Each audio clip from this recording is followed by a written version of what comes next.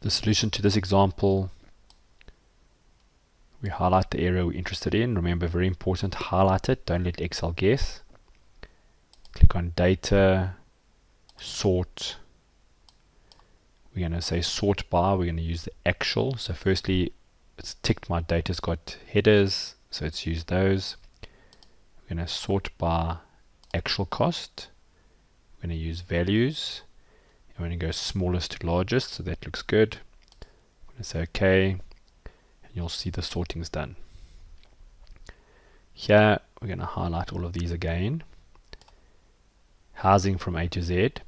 Now in this case, we could have gone to data, and if we use that button over there, you'll see it assumes that the first column is the sort column. I'm just going to undo.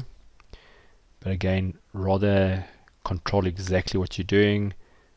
So we're going to click on sort, the column called housing, and we're going to go values from A to Z, and we say OK, and it sorts it for us.